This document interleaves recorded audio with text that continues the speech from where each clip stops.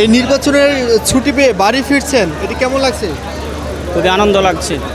অনেক দিন পর আমরা ভোট দিতে যাব, এই বিষয়ে হ্যাঁ ঈদের আনন্দের মতো উপভোগ করতেছি। আমরা দেখতে পাচ্ছি যে নির্বাচন অনেকদিন পর অনুষ্ঠিত হচ্ছে।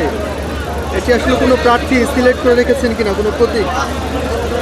না, এখনও করি নাই, বাড়ি গিয়ে দেখবো আমরা একটা যারা ভালো মনে হয়। আমরা তো এতদিন বাড়ি যাই নাই, এতদিনে যাইতেছি, দেখা যাক গিয়ে পরিস্থিতি দেখা বুঝা করবো।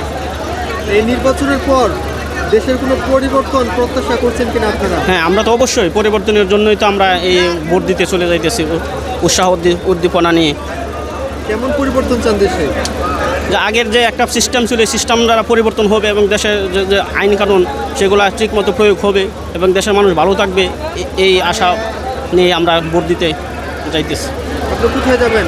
আমি কিশোরগঞ্জ যাব। ঠিক আছে, আপনার নামটা বলেন। আব্দুল হান্নান। থ্যাংক ইউ ভাই।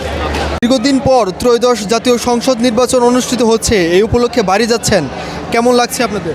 আমার কাছে জি, এই তো মোটামুটি ভালোই লাগছে। কারণ হলো গিয়ে আমরা তো বিগত 15 বছর যাবত তো আমরা ভোট দিতে পারি না আর কি, ওইভাবেই দিতে পারি না আর কি, যে একটা উৎসাহ ওই জিনিসটা কাজ ছিল না, ওই উৎসাহটা ছিল না আর কি। অনেক দিন পর ভোট হওয়াতে মানুষের মধ্যে উৎসাহটা একটা জাগছে আর কি, যার জন্য সব কিছুতে এত উপচে পড়া ভিড়। আমরা চাচ্ছি যে সুন্দরভাবে ভোটগুলি হোক আর কি। নির্বাচনে যে জয় হবে তারই সরকার গঠন করবে, কিন্তু ভোটটা যেন সুন্দরভাবে হয় আর কি, এটাই আমরা প্রত্যাশা করি। আমরা ভোট দেওয়া বেশি চাচ্ছি আর কি।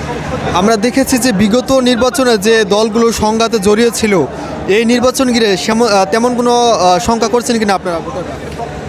আপাতত এই মুহূর্তে ওরকম দেখছি না যে কোনো সংঘাতের ওরকম দৃশ্যমান তেমন কিছু হচ্ছে না। পরবর্তীতে দেখা যাক ইলেকশনের মধ্যে কী হয় সেটাই আর কি।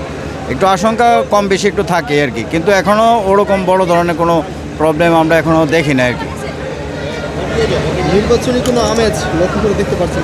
হ্যাঁ, নির্বাচনের আমেজ অনেকটা আছে আর কি, কারণ বিগত ইয়েতে তো ইলেকশন তেমন হয় না আর কি, এজন্য অনেকটা আমেজ আছে আর কি বলা যায়। আপনার নামটা বলুন। আমার নাম মোহাম্মদ শাহিন, কোথায় যাবেন? আমি কিশোরগঞ্জ যাব। ঠিক আছে, থ্যাংক ইউ।